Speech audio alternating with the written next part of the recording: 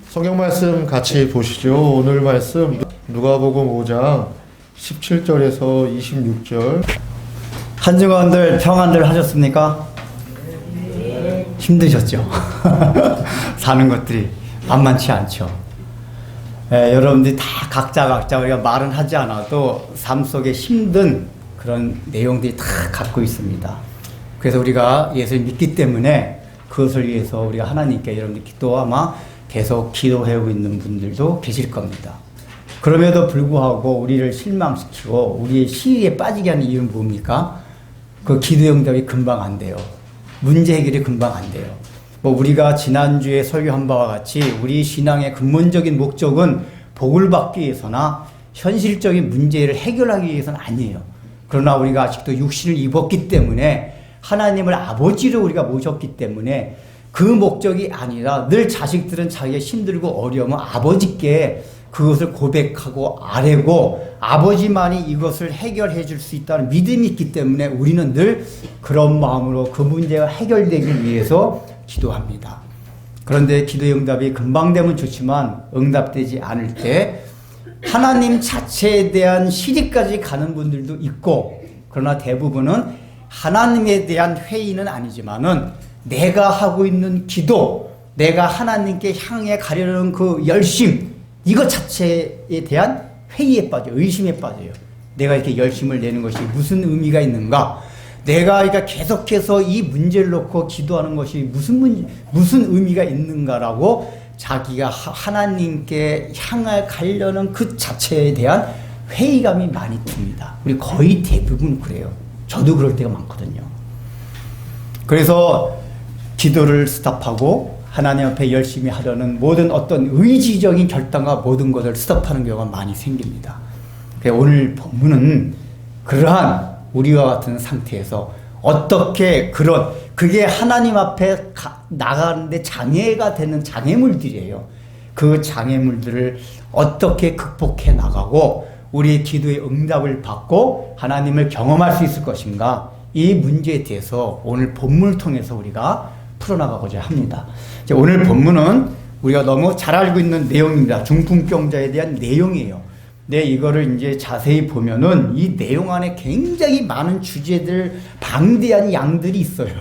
그래서 늘 설교 준비하면서 딱 보면, 이번 문도 한 대여섯 번 나눠서 하고 싶고, 매일 이런, 마음이 있지만 이제 절제해가지고 가능한 2번, 많아도 3번에 마치려고 하긴 하는데, 그래서 이제 오늘은 사실은 뒷부분에 더 큰 메인된 주제가 있지만 오늘은 이게 전체 읽은 거는 이 내용이 다 연관된 내용이기 때문에 27절까지 읽었지만은 26절까지 읽었지만은 오늘 할 내용은 20절까지만 내용을 가지고 하도록 하겠습니다. 일단 전체적인 내용은 뭡니까? 중풍병자가 있었습니다. 중풍병자는 생각은 말짱해요. 근데 몸이 생각대로 절대 안 따라주는 게 중풍병자의 가장 큰 특징입니다. 그래서 이 사람을 이제 어떤 사람들이 예수님께 데려와가지고 그 병이 치유받는 이제 그 과정을 기록하고 있습니다. 근데 이 중풍병자가 병이 낫는 이 본문이 다른 이 병이 낫는 그런 본문과 굉장히 특이하고 아주 다른 부분이 있어요. 보통 이제 질병을 치유받을 때는 보통 어떤 경우냐면 그 병자 당사자의 믿음 또는 그 사람들의 마음, 그 사람과의 예수님과의 대화, 이런 걸 통해 가지고 병의 치유함을 받습니다. 근데 이 중풍병자의 경우는 환자 자신에 대한 얘기는 하나도 안 나와요. 쭉 읽어보니까 초점, 그 카메라 앵글이 어디에 가 있습니까? 중풍병자가 아닌 중풍병자를 데리고 온 사람들에게 성경 본문의 기록에 초점이 맞춰져 있어요. 앵글이 그쪽에 가 있어요. 이 얘기는 뭐냐? 이 본문에서 우리에게 주고자 하는 메시지, 이 중풍병자가 낫는, 치유받는 과정을 통해서 우리에게 알려주시고자 하는 거는 환자 자체보다는 환자를 데리고 온 사람들, 여기 있다 그 얘기예요. 그래서 우리가 거기에 초점을 맞추고 우리도 성경을 따라가 보자 그 얘기입니다.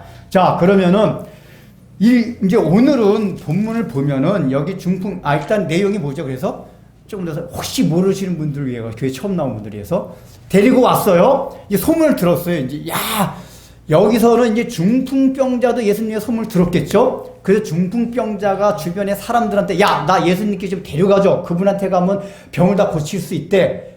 그래서 중풍병자가 부탁을 했는지 안 했는지 몰라요. 성경이 기록하고 있지 않아요. 왜냐하면 지금 그게 중요한 게 아니에요. 그 사람이 부탁했든지 안 했든지 중요한 건 뭐냐면은 그 주변의 사람들이 소문을 들은 거야. 예수님에 대한 소문을 듣고 야 그분한테 가면 무슨 병이든지 고칠 수가 있다. 그리고 그분이 구약성경에 예언된 그 메시아다라는 믿음이 이 주변 사람들한테 있었던 거예요. 그 주변 사람들이 그 소문을 듣고 중풍병자를 여기서는 이제 그냥 메고 왔다고 돼 있지만은 마가복음을 보면은 네 사람이 들것에 메고 이렇게 왔다고 표현되어 있습니다. 특별히 마가복음은 사람 수를 정확하게 기록합니다. 네 사람이 메고 왔어요. 근데 와보니까 이제 어떤 일이 발생했냐면은 그 당시에 예수님께서 설교를 하실 때는 일반 들판 같은 데서는 그냥 들판 자체에서 하기 때문에 문제가 없는데 마을 안에서 할 때 큰 집, 그러니까 예수님을 따르는 사람 중에서 이제 큰 집 있는 사람이 집을 내어준대요. 그럼 그 집에 딱 들어가서 예수님이 집 안쪽에 앉으시고 문을 활짝, 그 당시에 문이 많았던 게 아니었기 때문에 출입문을 활짝 열어놓고 방 안서부터 시작해서 사람들이 쫙 바깥으로 해가지고 말씀을 들었대요. 그러면은 서로 어떻게 하겠습니까? 은혜를 갈망하는 사람들은 방 안으로 들어가려고 하겠죠. 그렇죠? 점점 우리 어릴 때만 해도 그런 일이 많았거든요. 집회 같은 데 가면 1시간 전부터 방석을 다 놔요. 그거 자기 이름인 성경 딱 찜해놔요. 왜냐면 화장실도 갔다 와야 되니까 미리 찜해놓고 제 가서 앉으려고 저 제자리인데요. 참 이게 긍정적이면 이제 부정적이면 다 있는 건데 어쨌든 이제 그런 식으로 아마도 사람들이 예수님이 가능한 앞쪽으로 앉으려고 했겠죠. 예수님 얼굴 보며 설교 듣고 싶어가지고 은혜를 갈망하는 사람은 그렇거든요. 뒤쪽에 안 앉아요. 그 쫙 해가지고 막 이제 바깥에까지 다 진을 쳤단 말이에요. 그래서 중풍병자를 메고 이제 사람이 딱 가서 예수님 앞에 딱 가려고 해보니까 사람들이 진을 치고 있는 거예요. 들어갈 수가 없어요. 특히 혼자 같으면 어떻게 막 비집고라도 막 야악 해가지고 들어갈 텐데 이게 환자를 메고 하니까 더 들어가기 힘들단 말이에요. 1차 장애물을 만난 거예요. 예수님께 데려가기 위한 1차 장애물을 만났어요. 근데 이 사람들이 거기에 실망하지 않고 또 방법을 강구합니다. 그래서 우리는 이 성경을 읽었기 때문에 그냥 평범하게 생각했지만은 그 당시 사람들 사고방식으로는 도저히 생각할 수 없는 아주 비상한 그런 발상 자체를 해요. 어떻게 되냐. 바깥에 보면 왜 거기에 이제 이스라엘식 가아우 구조는 우리나라 같이 이렇게 뾰족한 게 아니라 이게 슬라브 평평합니다. 평평하고 외부로 올라가는 계단이 있어요. 이 사람은 생각해, 지붕 올라가자. 지붕을 올라가서 지붕을 뜯고 이 환자를 내리자. 이게 여러분들, 이게 발상이 보통 발상이 아니에요. 여러분들 우리가 꼭 우리 학생들 콘서트장 갔는데 너무 많아가지고 배우가 아니라 뭐냐 가수 앞에 갈 수가 없어요. 그러면 그런 지붕이랑 뚫고 들어가자 그런 맘 먹은 적 있어요? 없어요. 그런 거 우리가 생각도 왜 너무 비상식적인 생각이기 때문에 그런 발상 자체를 못해요. 근데 이 중풍병자를 메고 온 사람들이 그런 비상식적이고 비상식적 아니 그렇기 때문에 생각을 못한 거예요. 근데 그런 발상을 딱 해가지고 외부에 계단 있지 지붕 올라가 뜯자. 물론 그때 그 지붕은 이스라엘식 가옥의 구조의 지붕을 어떻게 만들었냐면 오늘날 같이 공무리 치는 건 아니고 이제 옆에 기둥을 세서 다 이렇게 흙 같은 걸 했잖아요. 그 다음에 위에다가 가로 세로로 이렇게 기둥 같은 걸 쫙 여러 개 놓는데요. 그 여러 개 놓는다면은 나뭇가지 같은 걸 다 덮는데요. 덮고 나서 그 위에다가 진흙, 좀 부자들은 석회 이런 걸 다 발라가지고 굳게 하고 1차로 또 굳게 하고 2차로 또 진흙을 바르고 석고를 바르고 굴르고 그래서 이제 좀 가난한 사람들은 그냥 석회 못 바르고 진흙만 가지고 이렇게 해가지고 몇 층 해가지고 굳게 만들어가지고 이제 지붕 겸 가끔가다 여름에 더우면 텐트도 쳐놓고 올라가가지고 그런 식으로 이제 생활한 거예요. 그러니까 오늘 콩쿠리 정도는 아니기 때문에 어느 정도 뜯어낼 수가 있는 거예요. 그러나 그 뜯어낼 수 있는 것도 그냥 손쉽게 쑥 하면 뜯어낼 수 있는 건 아니에요. 그 당시에 공구 가지고 어느 정도 막 두들기고 뭐 파헤치고 이래야 된단 말이에요. 이 사람들이 보통 사람이 생각할 수 없는 발상을 해가지고 올라가요. 이게 사실은 두 번째 장애물이에요. 이게 첫 번째가 있으니까 했는데 천장만 예를 들면은 천장이 열려 있는 상태다 그러면은 장애물이 또 없는 거야. 야 막혔다. 방법 생각해보자. 야 뭐냐 두 번. 천장 올라가자. 만약에 집 구조가 천장이 열려 있었으면 장애물이 없는 거거든요. 근데 딱 올라가 보니까 또 뭐예요? 천장인 건 뚫어야 돼요. 이 뚫는 거는 무리를 뚫고 들어가 더 힘들어. 왜 그렇죠? 일단 집주인 허락을 맡아. 이게 남의 집이란 말이에요. 자기 집도 아니고. 집주인 허락 맡아야 돼요. 그러니까 이거는 굉장히 오늘날로 법정용어로 따진다면 기물파손죄, 주거 침입죄 막 이런 거에 해당될 수가 있단 말이에요. 이게 잘 생각하면은 그 당시에 무슨 법이 있었겠죠. 그러니까 이거는 더 힘든 장애물이란 말이에요. 근데 이 사람들이 그 위험 부담을 감수하고라도 그 장애물을 뚫습니다.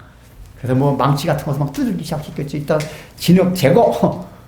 그리고 막 그냥 이제 진흙 제거한 다음에 그 다음에 이제 그 밑에 있던 나뭇가지 다 걷어냈겠죠. 그래서 이제 그 들것이 내려갈 만한 공간이 생긴 다음에 끈을 매가지고 이제 예수님께 내렸겠죠. 이렇게 해서 딱 내렸어요.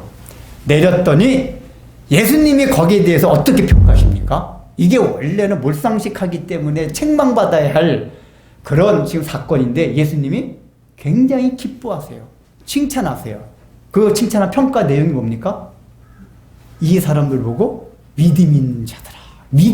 예수님이 공생애 가운데 믿음이 있다고 하는 경우가 많지가 않아요. 근데 우리가 볼 땐 비상식적이고 뭘 그건데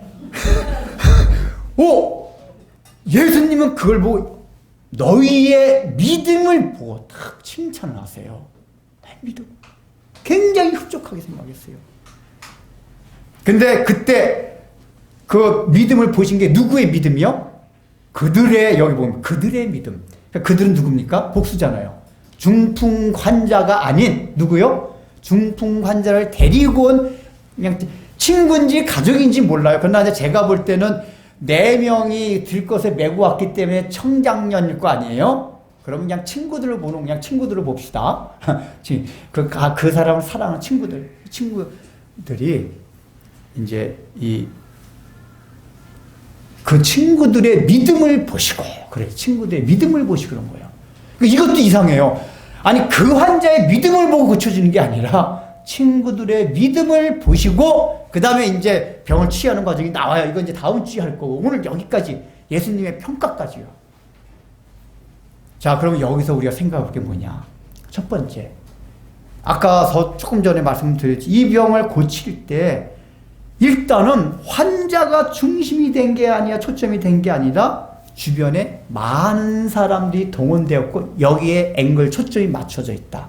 이게 뭘 말하는 거죠? 이 병자를 고친다는 건 제가 여러 번 설명드렸어요.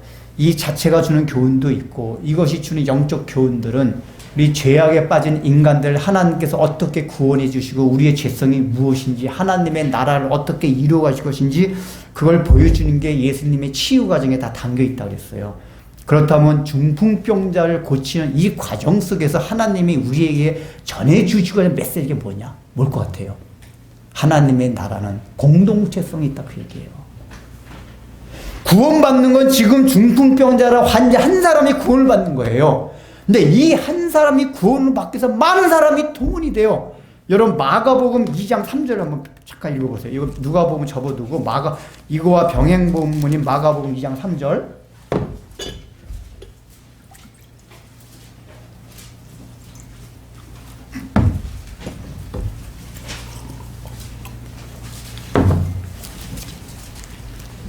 자, 읽어보겠습니다. 시작.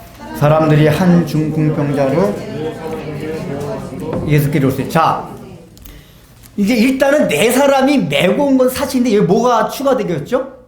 사람들이.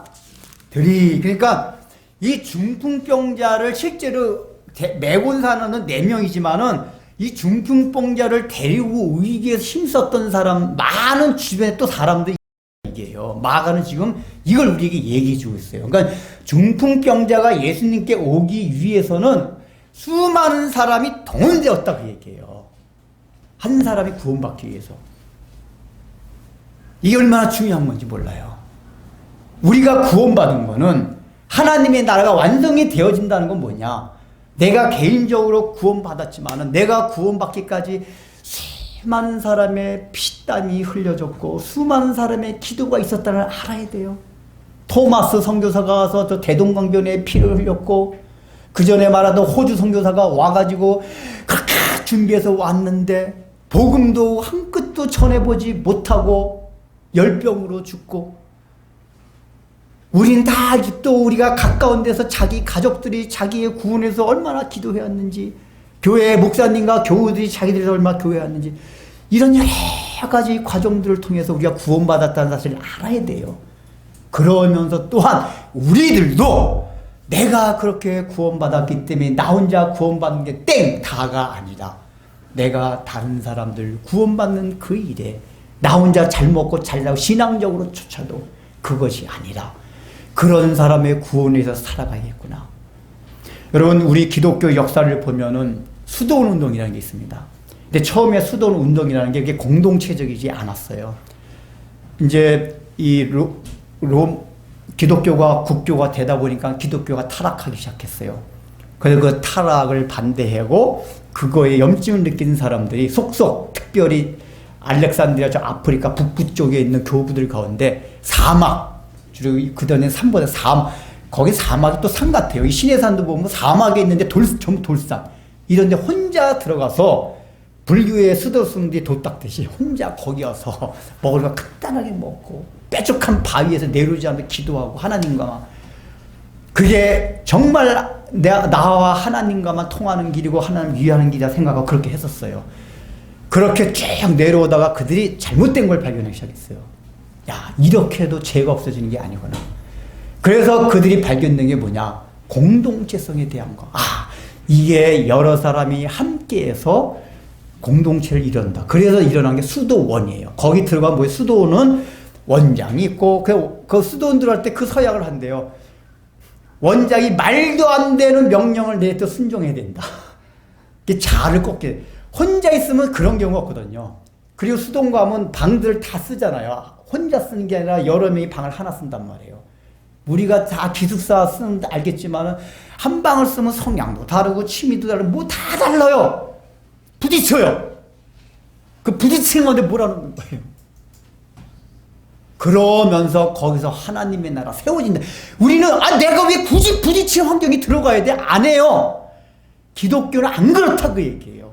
혼자 수도하는 가운데서 그 안으로 다 들어갔어요. 거기 혼자 하던 사람들 내가 여기 들어와 보니까 나 나름대로 괜찮은 줄 알았는데 아니네. 그러면서 자아가 깨지기 시작하는 거예요. 그리고 혼자 있을 때 느끼지 못했던 게 뭐냐? 하나님이 우리를 향한 사랑. 혼자 도닦음으로 못 깨달아요. 그게 많은 사람들과 있어 볼 때 하나님이 나를 얼마나 사랑하셨냐? 그러면서 내 주변에 있는 사람들도 사랑할 수 있는 긍휼과 자비의 마음이 생겨요. 혼자 도닦으면 절대로 그렇지 않아요. 왜요? 자기가 그렇게 연약한 사람인 걸 절실하게 느끼지 못해요. 그러나 그렇게 하다 보면 그걸 깨닫게 됐기 때문에 다른 사람에 대한 동정, 연민, 긍휼 이런 마음이 생겨요. 그래서 그리스도의 마음, 하나님의 마음을 알아가기 시작하고 그걸 추구하기 시작해요.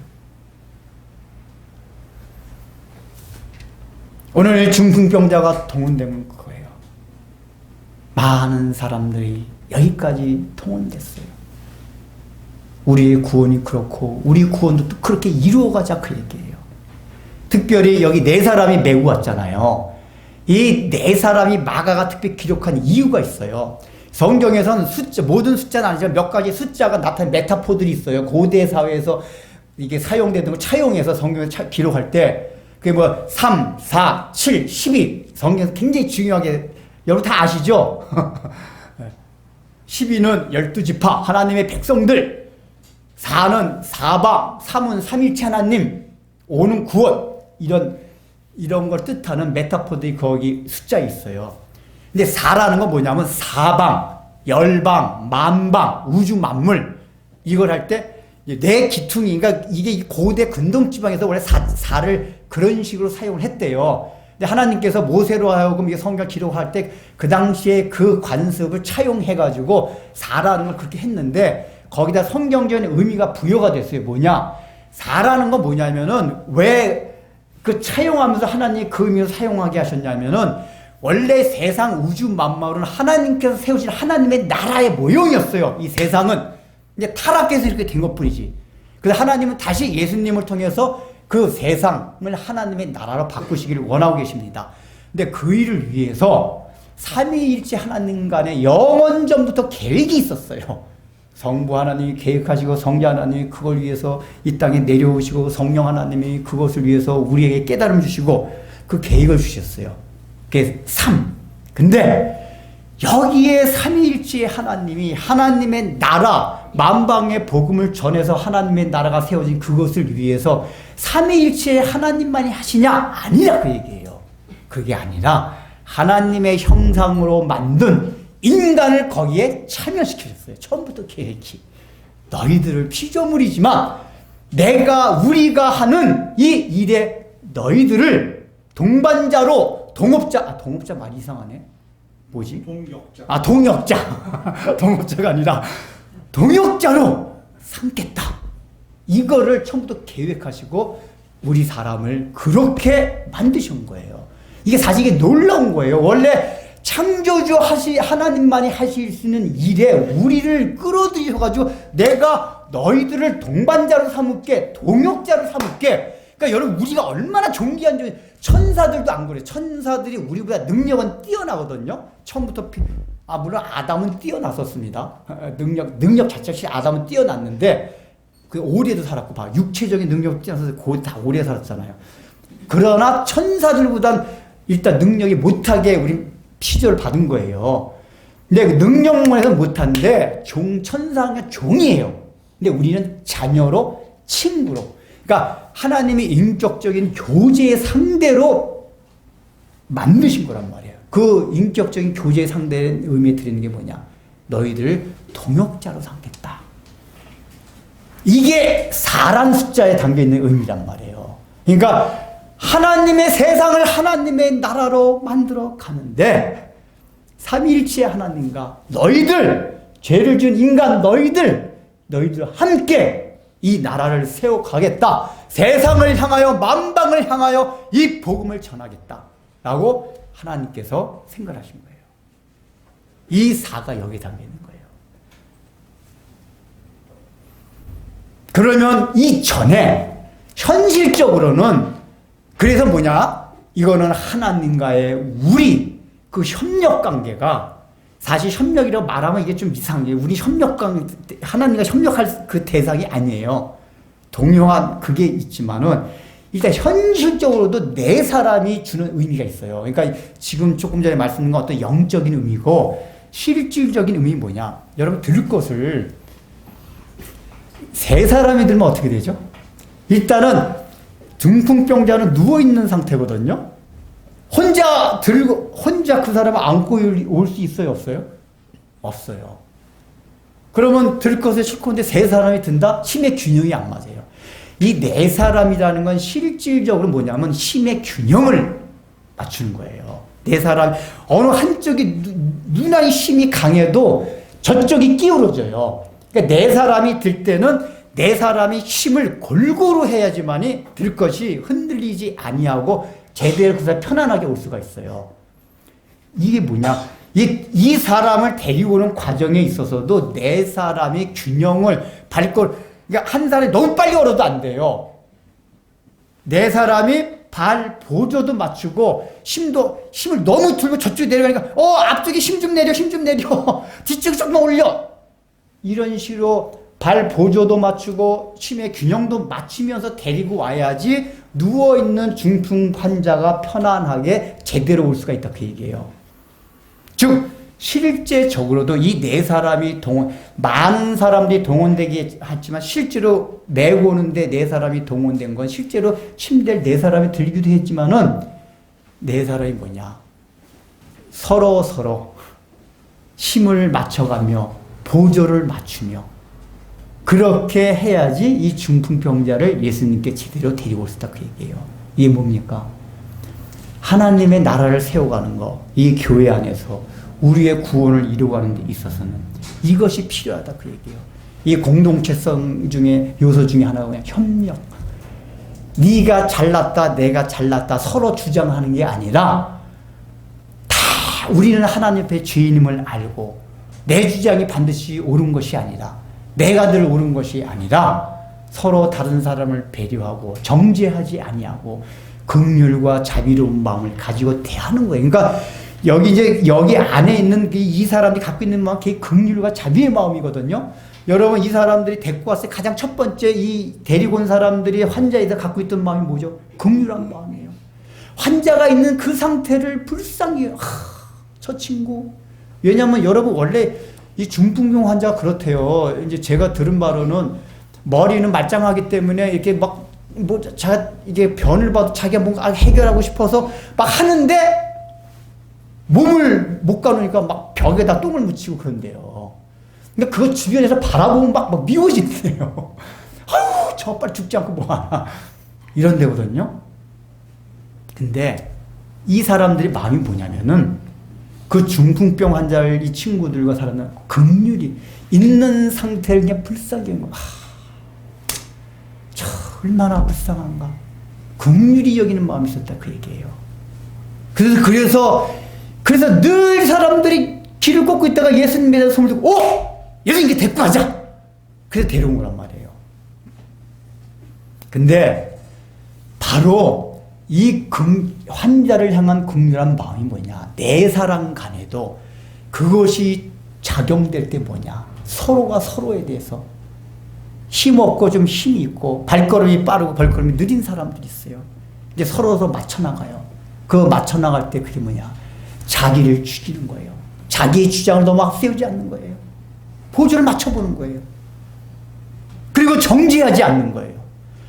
그래서 여러분 제가 누누이 강조 교회 안에서 정죄라는 건 율법에서 있는 거예요. 나는 너보다 이거보다 많이 선한 일 했어. 나는 이거보다 앞섰어. 복음만 해서 앞선 것이 없어요. 우린 다 죄인이었기 때문에 긍휼의 일 받은 자이기 때문에 다 긍휼히 여길 대상이고 다 긍휼할 대상일 뿐이지 누구나 잘나는 게 없어요. 그래서 내가 좀 기도를 많이 하고 만나갈 때 넌 기도도 못하고 뭐도 못해 라고 할 수 없는 게 교회고 복음이에요. 나는 이렇게 나간다고 정지하게 되면 아직 복음을 못 깨달은 거예요. 우리 그게 아니에요. 함께 가는 거예요.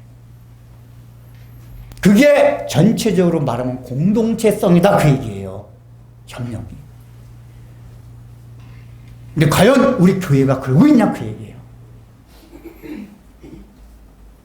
또 작은 교회 가정에서 그러고 있냐 그 얘기예요. 우리는 각자가 다 얼마나 자기가 옳은지 몰라요.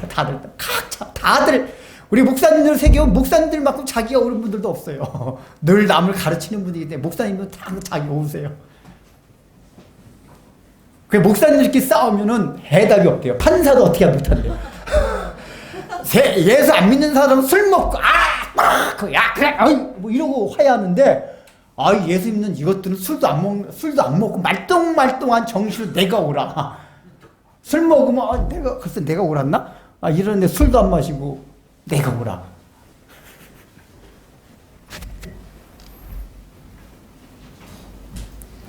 우리가 공동체성이라는 건 뭐냐?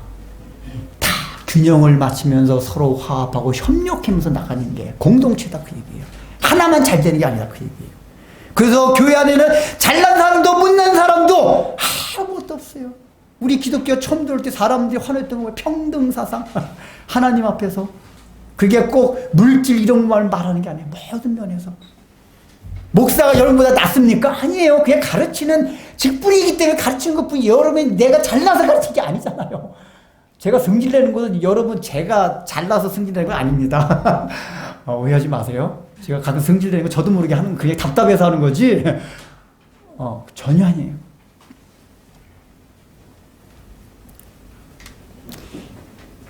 이 네 사람은 그런 실질적인 공동체성에 대해서 설명해 주는 게 네 사람이 매공 거기에 담겨 있다 그 얘기예요. 그래서 첫 번째 첫 번째만 얘기했는데 공동체입니다. 자, 두 번째 오늘 초점이 한자 매곤 사람들한테 초점을 맞춰서 이 사람 좀 교훈을 이제 바꾸자 했잖아요. 두 번째 뭐냐? 자, 이 사람들이 갖고 있던 마음이 아까 뭐라 그랬죠? 긍휼과 자비의 마음이에요. 환자를 향한 긍휼과 자비의 마음. 이게 너무 강했기 때문에 불편함에도 불구하고 데리고 왔어요. 자, 세 번째 무슨 마음이냐? 예수님에 대한 절대적인 신뢰가 있었던. 일단은 환자를 메고 왔던 자체는 힘이 들면도 불구하고 이 친구를 예수님께 데리고 가면 병이 날 수 있다는 확실히 이게 마음이 있었기 때문에 데리고 온 거예요. 그러니까 일단은 예수님에 대한 믿음이 있었어요. 믿음이 있었다. 자, 그러면은 이제 세 번째 뭐냐? 장애물을 만났잖아요. 첫 번째 장애물이 뭐예요? 무리들. 그래서 거기에 우리가 생각지 못하는 아주 놀라운 발상을 해가지고 지붕 위로 올라가자. 두 번째 장애물 뚫자. 이런 믿음이 굉장히 강한 거예요. 강한 건데 이 강한 거를 이렇게 해줄 수 있는 동력이 무엇이었습니까? 환자를 향한 긍휼과 자비의 마음. 두 번째 뭐죠? 예수님께 대한 이 사람이 거의 100% 신뢰하는 거예요. 왜냐 아까 말씀드렸듯이 지붕을 뚫는다는 얘기 일단은 기물파손죄 일단 법률적으로 죄를 지을 수도 있고 주인한테 어떤 거 해서 여러 가지 하니까 문제가 있음에도 뚫자. 이 얘기하긴 그럼에도 불구하고 뚫기만 하면 우리 친구 예수님께 딱 앞에 놓여가지고 날 수가 있어. 확신이 있었던 거예요. 적어도 예수님께 가면 이 친구의 병을 낫게 할 수 있다는 믿음, 이게 너무 확고했던 거예요. 그리고 네 번째 뭐냐? 그 믿음을 머리 안에서만 있었던 게 아니라 행동으로 옮겼어요. 예수님께 데리고 가면 하는데 이게 아니라 지붕을 뚫었잖아요. 행동하는 믿음. 이게 야고보서에 뭐라고 말씀합니까? 행함이 없는 믿음은 죽은 믿음이니라. 이게 말씀하고 있단 말이에요. 이 사람들은 행함이 있는 믿음이 머릿속에만 머무르는 것이 아니라 손과 발로 전이가 되어서 실제로 옮겼어요. 뚫었어요. 여기서 우리가 생각해 보겠단 말이에요. 우리들도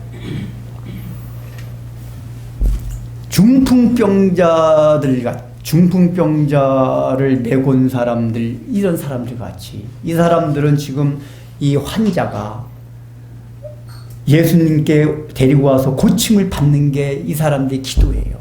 예수님 만나고자 목적이에요. 제가 서두에서 말씀을 드리듯이 우리들도 예수님께 그런 마음으로 다가갈 때 얼마나 많아요. 예배 자리로 나올 때, 기도 자리로 나갈 때, 뭔가 하나님을 묵상할 때요. 하나님, 지금 내가 삶의 여건이 너무 힘듭니다. 이것 좀 고쳐주세요. 이것 좀 해결해 주세요. 이건 기복신앙이 아니에요. 우리가 인간이 연약하기 때문에, 우리 하나님을 믿기 때문에 고백할 수밖에 없는 거란 말이에요. 좋은 거예요. 그것도 안 하면 우리 예수 믿는 사람이 아니에요. 하나님을 의지하지 않기 때문에 그 토로가 안 나는 거지. 하나님을 의지한다면 그 마음이 나와요. 하나님. 근데 아까 말씀드린 우리 어떻게 되죠? 그래서 기도를 해요. 장애물이 많단 말이에요. 얼마나 일단 첫 번째 장애물이 뭐죠? 기도했는데 응답이 안 돼요. 이거 장애물이에요. 응답이 안 되는 것 자체가 장애물이에요. 응답이 안 됐네. 우리는 대부분 어떻게 하죠? 응답이 안 되면은 한번 어떤 분은 아예 기도도 안 하는 분들이 있죠. 그런 사람들 아예 하나님 만날 생각을 하지 마세요. 제가 누누이 말씀드리지만은 정말 여러분들이 우리가 하나님 실제로 그런 역사를 일으키기도 하세요. 여기 경험한 사람도 있어요. 사업이 어렵고 직장이 잘리려고 그러고 여러 가지 있는 상황에서 정말 간절한 마음으로 하나님 제발 나 살려주세요. 여러분이 큰 마음으로 기도를 해본 적 있어요? 근데 우리는 그거 시도조차도 안 하는 경우가 많아요. 아예. 일단은 시도를 해야 돼요. 내가 하나님을 믿으니까. 근데 중요한 건 그렇게 간절한 마음으로 시도를 했는데 안 돼요. 기도 응답이 안 돼요. 그럼 뭐예요? 1차적으로 뭐가 오죠? 내가 기도하고 하나님 앞에 나가려고 하는 그 행동, 마음 자체에 대한 회의. 기도하면 무슨 소용이 있냐? 목사님도 설교하시는데 우리의 육신을 남해가 그랬대요. 지금 뭐 힘들고 어려울 땐 어떻게 하냐? 목사님 못해요. 왜 하느냐? 유 목사 맨날 설교하실 때 육신의 정욕을 위해서 기도하지 말라 했는데, 야, 이 새끼야! 너 이렇게 설교다! 야, 야!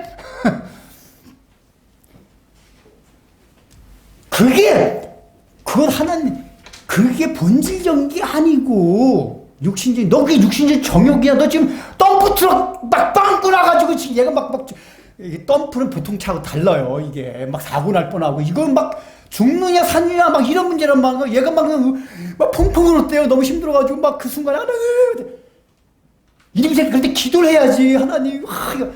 근데 대간 설교가 생각이 나서 육신의 정욕으로 기도하잖아. 그냥 아니에요. 그런 때문에 자유도 하나님 어떻게 해요? 저도 막 그런 적이 있었어요. 막 너무 급박한 상황이 있었어요. 어떻게 해요? 근데 이럴 때 하나님 바로 응답해 주시는 경우 있는데 안 되는 경우 있단 말이에요. 그럴 때면 그러면 그렇지, 유 목사님 설교가 맞죠. 역시 우리의 육신을 정욕으로 기도하면 하나님 안 들어주죠. 이러면서 기도를 안 해요. 그러니까 기도 자체에 대한 회의가 들어온 거예요. 이 기도하면 뭐하냐? 해본 사람들도. 첫 번째 장애물에서 그냥 걸려 넘어져요. 근데 그러면 안 된다는 얘기예요.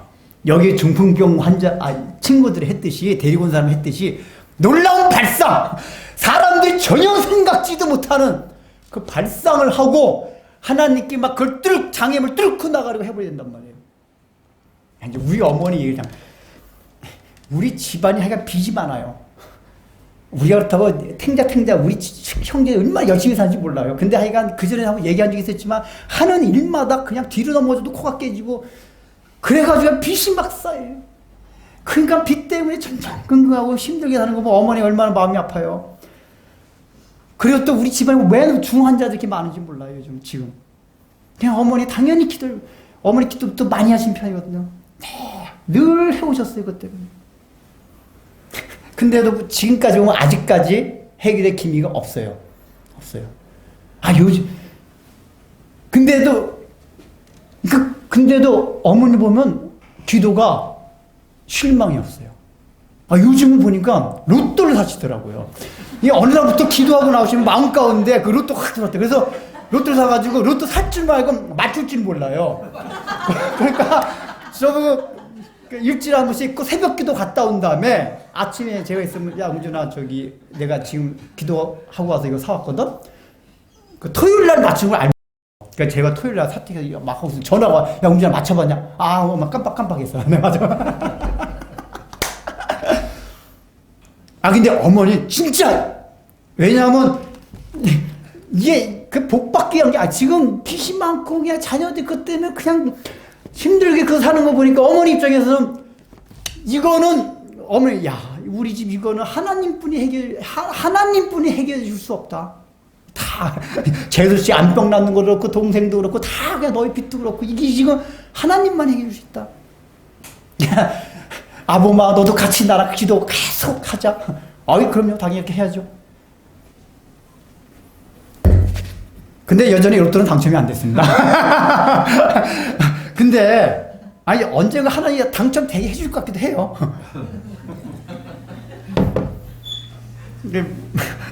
가끔가다 어떨 때면 1,000원짜리 로또가 보니까 한 줄이 1,000원이고 세 줄이 3,000원 그렇더라고 이게 보니까 어떤 데 1,000원짜리 어떤 3,000원짜리 헤어져가지고 이거 불이 났게 토요일마다 전화가 와요 9시쯤에 그 시간 어디서 들었나 봐 어머니가.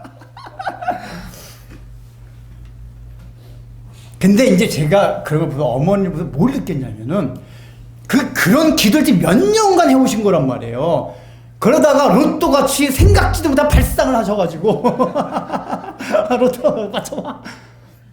그래서 하나님 이뤄줄 것 같기도 하는 마음이 들기도 하는데 모르지. 그럼 하나님 들어주지 안 들지는 하나님 주권인데 어쨌든 간에 중요한 건 뭐냐면 어머니는 그 기도를 얼마나 많이 하시냐면 제가 보통 이게 대리운전 끝나고 하면 새벽 1시쯤 돼요. 1시쯤에 기도하고 계세요. 보면 들어갈 때 보면 거실에서 손 들고 정말 또 아침에 일찍 일어나면 아침에도 기도하고 있어요. 그러니까 수시로 기도를 해요. 이게 기도가 멈추질 않아요. 그래서 어머니한테 물어보니까 여태까지 기도했는데 응답이 안 되고 이런 건 기억이 없어요. 늘 기도가 이래. 여태까지 해왔는데 응답을 안 해줬다 이게 아니라 계속 기도하는 그때만 지금 문제가 있잖아요. 그냥 기도해가지고 응답이 안 됐어요. 이거 가지고 기도 아까 우리가 말했듯이 기도 자체에 대한 회의 이게 아니라 그냥 그건 아무것도 없고 지금 내가 문제가 있으니까 하나님 앞에 이 고충을 하나님께 토로한다. 해결하려고 강구한다. 딱 이거 하나예요. 그래서 기도에 대한 회의가 없어요. 아무리 기도 응답이 늦어지고 안 돼도 내가 이렇게 기도는 왜 응답이 안 될까? 뭐 일이 없어요, 어머니가.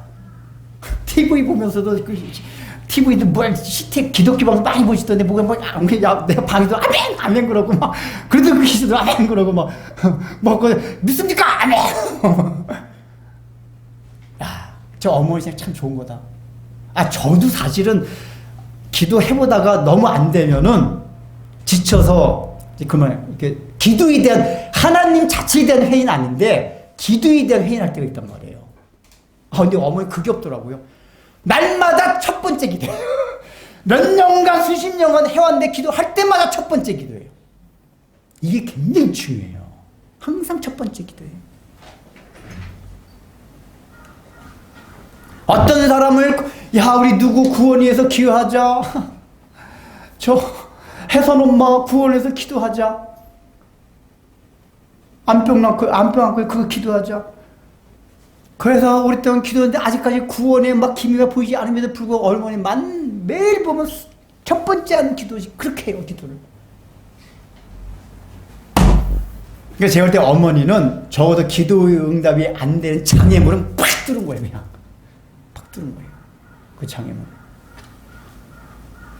이런 장애물을 뚫고 나갈 때 마지막에 어떤 게 이루어져요? 예수님을 만난다고 얘기해요. 은혜를 받아요. 우리가 가진 이 삶에 가서 곤고한 삶 가운데 일어나는 모든 것들이 형통한 삶을 맞이하게 된다 그 얘기예요. 근데 우리는 대부분 그래요. 내가 지금 기도 몇 번 했지? 몇 년 했지? 항상 첫 번째 하듯이.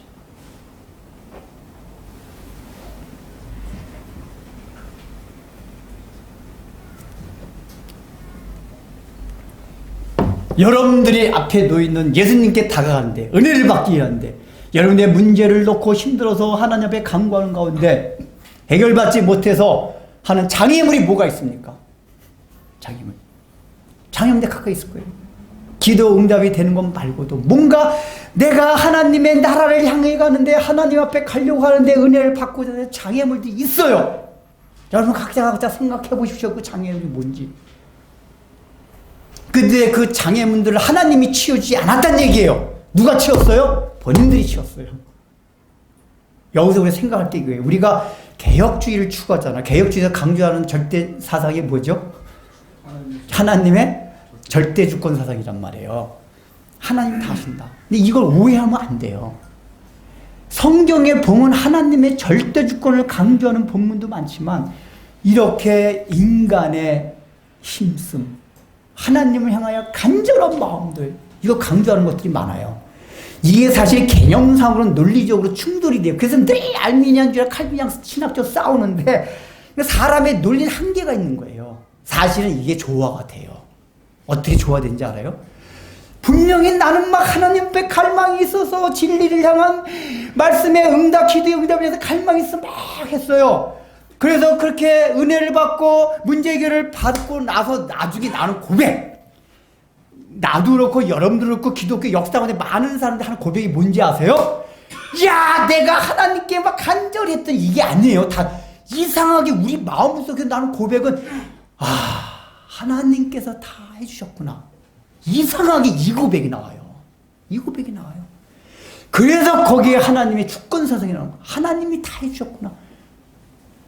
분명히 과정상에 내가 힘쓰고 막 이런 부분도 있었어요.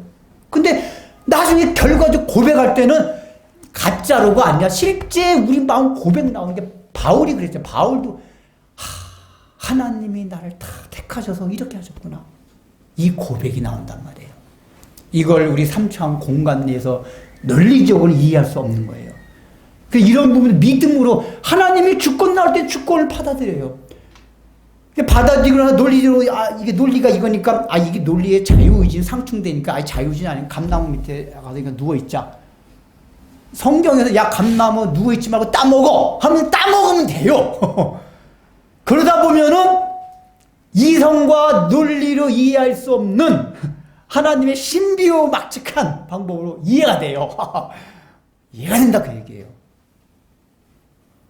그래서 이 사람들이 장애물 걷어 나가는 과정도 자기 자신이 하나님을 향해 이 낳고자, 여기는 중풍병자 낳고자 하는 게 중풍병자의 친구들이 그 친구를 낳고자 하는 갈망, 간절한 마음, 어떻게 예수님께 가야겠다. 여러분, 이걸 성경에서 이 진리를 나타내는 성경의 구절들이 많이 나와요. 대표적인 게 뭡니까? 잠언의 8장 보면은 나를 간절하게 찾는 자가 나를 만나리라. 뭐라고요? 간절히 찾는 자가 나를 만나. 간절히 안 찾으면 못 만난대요. 또 예수님께서 무슨 말씀하셨죠? 천국은 누구의 것이다? 침노하는 자의 것이다. 침노한다는 건 뭐죠? 가만히 앉아있는 게 아니라 적극, 거의 침노가 전쟁 용어잖아요. 전쟁이라는 것만큼 적극적인 의지를 가지고 액션을 취하는 게 없어요. 근데 그런 적극적, 정열적, 도발적, 이런 태도와 마음가짐을 돌격하듯이 하는 게 침노란 말이에요. 근데 천국은 그런 자들의 것이냐 그래요. 우리가 과연 천국을 이루기 위하여 내 삶 가운데 천국을 만들기 위하여 침노를 해봤습니까?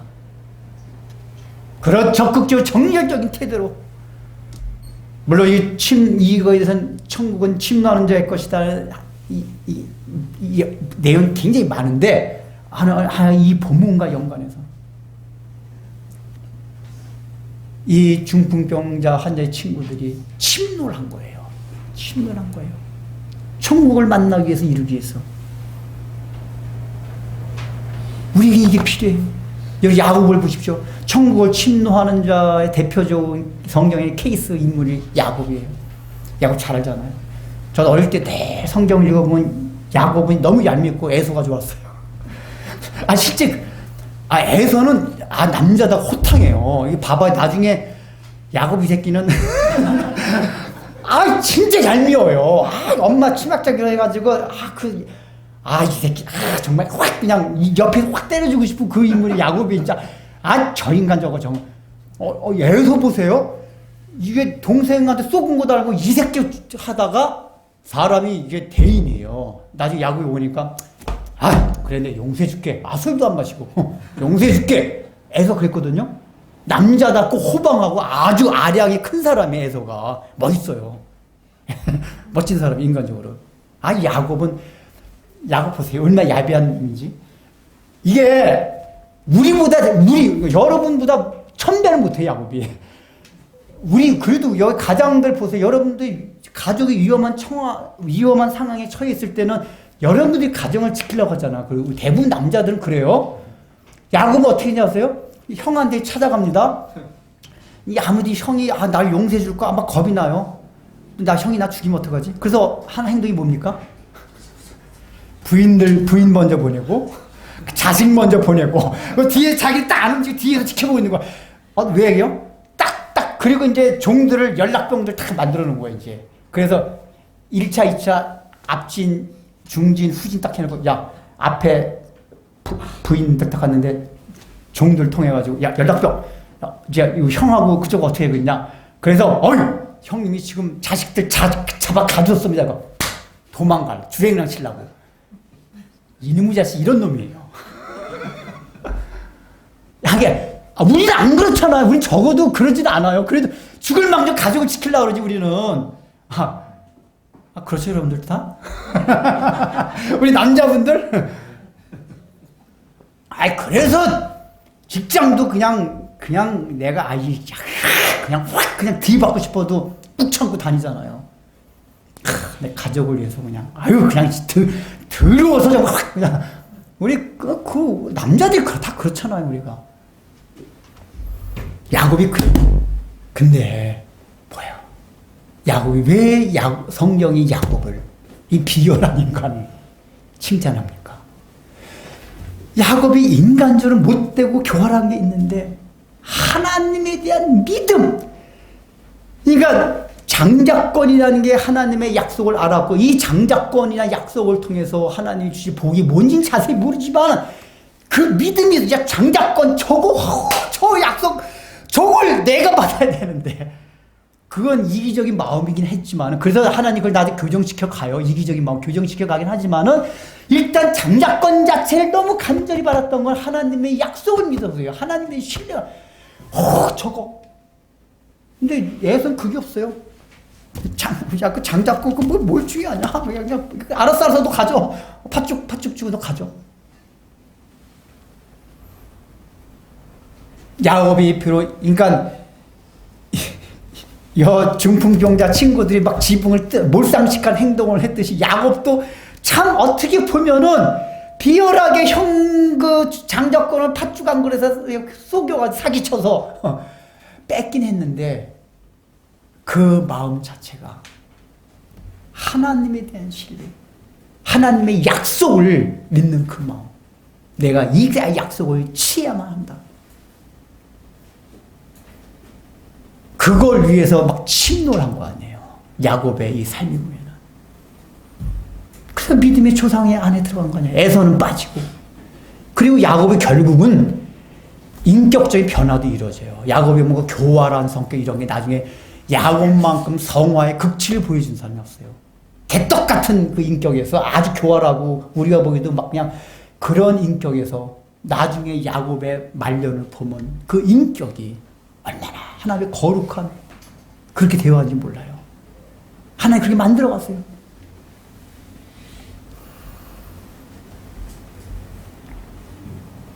우리의 삶 가운데 오늘 중풍병자를 메고 온 중풍병자 친구들과 같이 과연 장애물이 있어도 천국을 침노하고 하나님 향하여 간절히 찾고 은혜를 받게 하여 기도 응답을 받게 해서 간절한 마음으로 찾고 있느냐 그 얘기예요. 그렇게 찾고 있으면 비록 이루어지지 않아도 장애가 계속 나타나고 또 나타나고 기도하는데 병 낫기를 위해서 기도하는데 병이 하나 더 걸렸네. 이런 경우도 있어요. 어떤 걸 위해서 기도하는데 지금 빚 갚기를 위해서 우리도 그런 거예요. 빚 갚기 위해서 기도하는데 빚이 더 생겼어요. 빚 갚기 위해서 다른 사업 다른 뭐 장사하려고 했는데 그게 또 엎어져가지고 빚이 더 생겨요. 사람 환장해 이러면.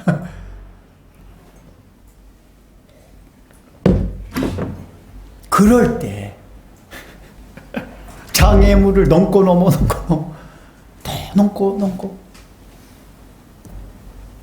그래서 마지막에 지붕을 뚫고 예수님 앞에 내려놓을 때 우리는 예수님이 주시는 은혜를 맛볼 수 있다 그 얘기예요. 기도의 응답을 볼 수 있다 그 얘기예요. 여러분 예수 믿는 게 얼마나 극복인지 아세요? 그렇게 하나님께 요구하며 그런 약속을 우리가 가질 수 있는 게 우리란 말이에요.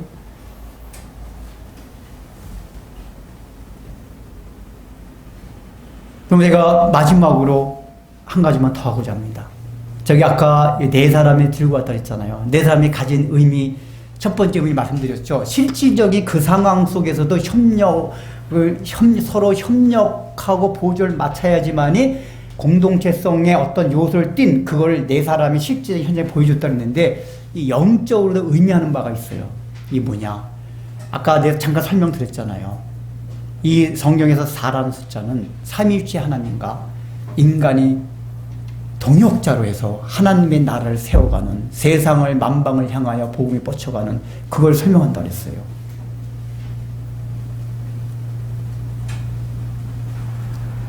그래서 실제적으로 이 사건 자체가 그 일을 보여줘요. 어떻게 오냐? 여기 중풍병자가 누굴 상징합니까? 우리를 상징해요. 중풍병자가 뭐라 그랬죠? 생각은 다 있어요. 이렇게 하고 싶고 저렇게 다 있어요. 몸이 생각대로 안 따라주는 게 중풍병자의 가장 큰 특징이에요. 우리 인간이 그렇잖아요. 다 착하게 살고 싶어요. 바르게 살고 싶어요. 능력 있게 살고 싶어요. 우리의 생각과 마음은 다 크게 있어요. 근데 그게 됩니까? 안 됩니까? 안 돼요. 돼요. 안 돼요. 근데 인류 역사 가운데 많은 종교와 철학들은 그러라고 가르쳐요. 우리가 할 수 없는, 그러니까 생각은 있기 때문에, 그래서 석가나 공자 같은 사람이 나타난 거예요. 우리나라 그 초기 때 선교사들이 복음을 전할 때, 그게 아주 적절한 예화지만 그런 예화들 많이 사용했대요. 우리 조선 사람들 할 때. 이게 이제 불교랑 유교랑 기독교가 어떻게 다른 걸 설명해 주기 위해서, 얘들아, 어떤 사람이 물에 빠져서 막 그냥 막 허우적고 죽어가고 있어. 근데 석가가 딱 지나가다가, 아이고, 불쌍하다, 참 어찌하노. 이러고 지나가고, 공자가 지나가다가, 아이고, 불쌍하다. 그리고 수영하는 법 책, 그 책을 딱 던져주고, 야, 이 책에 수영하는 법이 있으니 이거 익히고 수영쳐서 나와라. 이러고 했는데 예수님이 딱 지나가시다가 그냥 뛰어들어서 그 사람 건져놓고 예수님 죽으셨다. 이렇게 이제 설명을 해줬대요. 저기 선교사들이. 그런데 또 괜찮은 설명이기도 해요. 100% 저기 한 건 아니지만. 근데 거기서 우리가 뭐죠? 인류 역사, 우리 인류들이 창조해낸 종교 철학인 게 다 그래요. 그 사람이라는 게 하나님의 형상을 입었기 때문에 생각과 그건 뭔가 바르게 살고 싶고 올바른 윤리, 도덕, 관념들이 다 있어요. 맨날 싸우지 않고 평화를 이루라, 평화. 얼마나 그래요? 인류가 얼마나 평화를 외칩니까? 근데 생각은 그런데 실제로 우리의 개인적인 삶이든 국가와 국가 간에 그래든 얼마나 우리 군비를 쌓아놓고서 맨날 평화를 얘기하면서 막 무기를 사나요. 이게 우리 인류 역사 가운데 우리 삶 가운데 이 죄가 있는 세상 가운데 안 돼요. 이게. 이 세상의 상태는 우리의 상태는 다 중풍병자 같다 그 얘기예요. 우리의 생각같이. 몸이 마르지 않아요. 누가 착하게 안 살고 싶어요. 아, 근데 착하게 살아줘야지 말이지.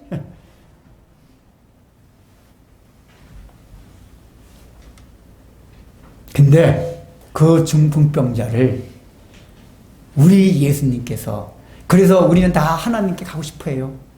진리에 도달하고 싶어요. 구도자가 되고 싶어요. 뭐 불교나 유교나 모든 종교 다 그런 특징이 있잖아요. 구도자가 되어서 진리가 있다면, 신이 있다면, 어떤 하나님의 나라라는 것이 있다면 그 세계를 향한 그 동경, 노스텔지어, 그 동경 그게 있어요. 인류가 다. 근데 중요한 건 뭐죠? 아무도 하나님 앞에 갈 수가 없어요. 왜 못 가죠? 움직일 수가 있어 가야죠. 우리 못 움직이는 존재라니까. 우리 존재 자체가 못 움직여요. 우리 죄성도. 그때 우리 예수님께서 하늘의 지붕을 뚫고 이 땅에 내려오셨어요. 그 모든 험난하고 고난을 감수하며 하늘 지붕을 뚫는 게, 여러분, 그게 성막의 휘장이 갈라진 사건이에요. 구약에서.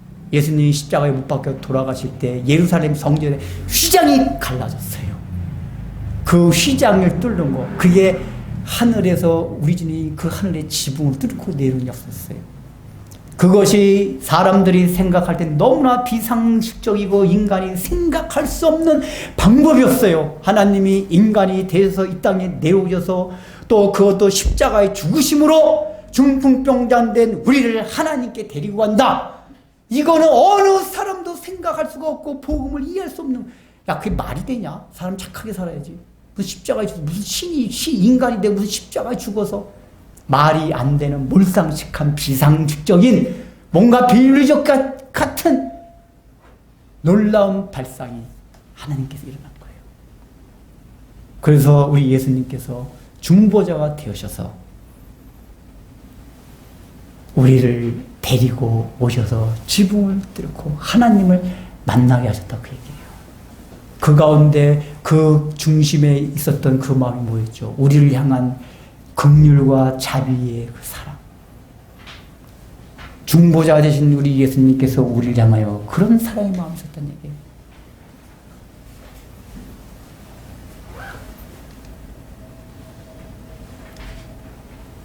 그래서 우리가 이제 그렇게 구원을 받았기 때문에. 그래서 우리는 사실 중풍병자들이 난 자들이요. 왜 났죠? 우리는 이제 하나님 앞에 다가갈 수 있게 됐어요. 우리 힘으로는 하나님 앞에 다가갈 수 없는데 예수 그리스도의 십자가의 공로를 믿는 것으로 내가 예수를 믿었다는 것 그 하나 자체로 우리 하나님께서 하나님의 자녀로 삼아주셨어요.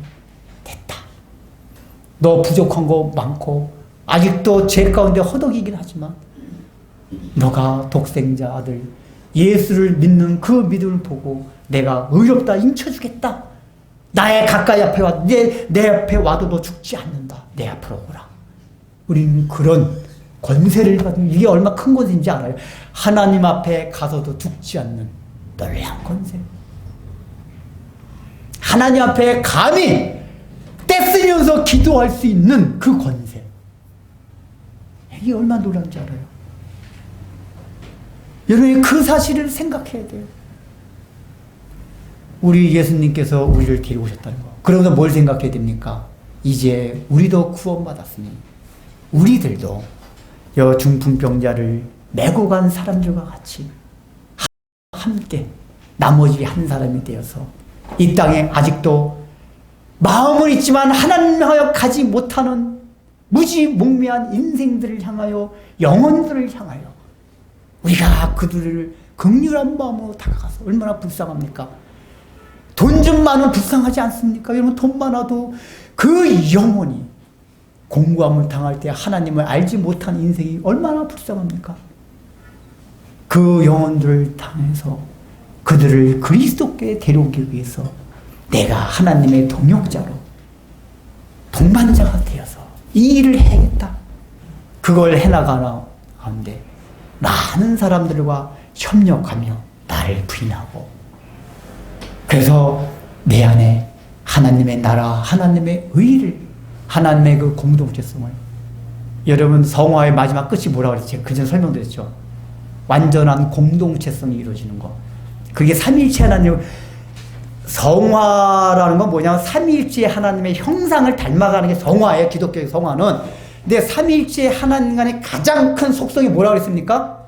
우리는 사랑이라고 생각해요. 근데 사랑에 있게 한 더 근원적인 속성이 뭐라고 그랬죠? 공동체성. 성부 하나님과 성자 하나님과 성령 하나님은 다른 인격체예요. 근데 분명히 또 하나래요. 왜 하나가 됐죠? 그 삼위일체 하나님 간에 영원전부터 있었던 아가페 사랑, 그게 공동체성이 있었던 거란 말이에요. 우리가 삼위일체 하나님을 하나님까지 믿게 된 거는 이분들이 하나가 되었기 때문에 그렇단 말이에요. 그래서 우리들도 예수를 믿고 난 뒤에는 너희들 다 각자 네 좋은 대로 네 마음대로 살아왔지. 이제는 다 그걸 다 내려놓고 너희들 하나가 되어라. 아까 찬양했듯이 하나가 되어라. 그러기 위해서 내려놓는 거에 자기들을 내려놓는 것 자체가 목적이 아니라 자기를 내려놔야만 하나가 되고 협력을 하고 완전한 공동체. 하나님의 나라는 그래서 뭔지 아세요? 네 거, 내 거가 네 거고 네 거. 그런 세상, 그런 곳이 하나님의 나라예요.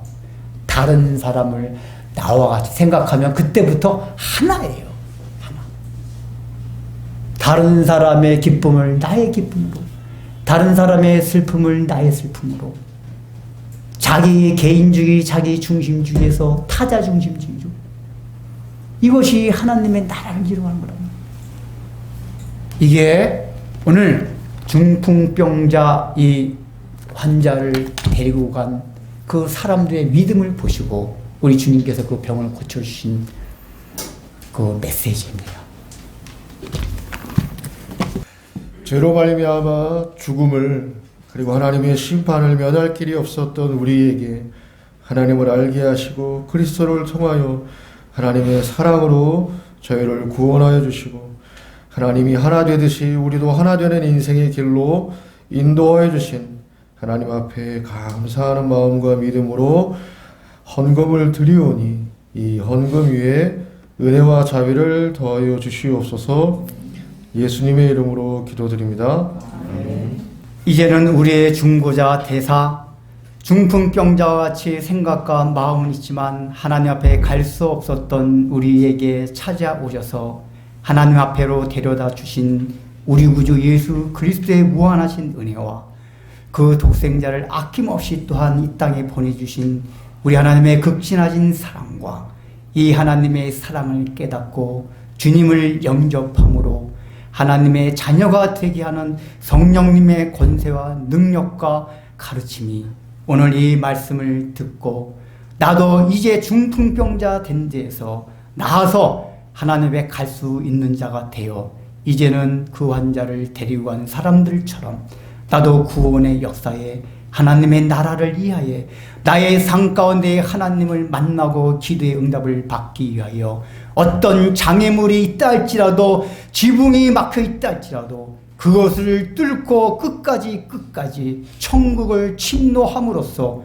하나님의 응답을 받으며 나의 삶 가운데 하나님 나라를 세우고자 소원하는 우리 사랑하는 성도들 위해 삶 위에 이제부터 영원토록 함께 있을지어다.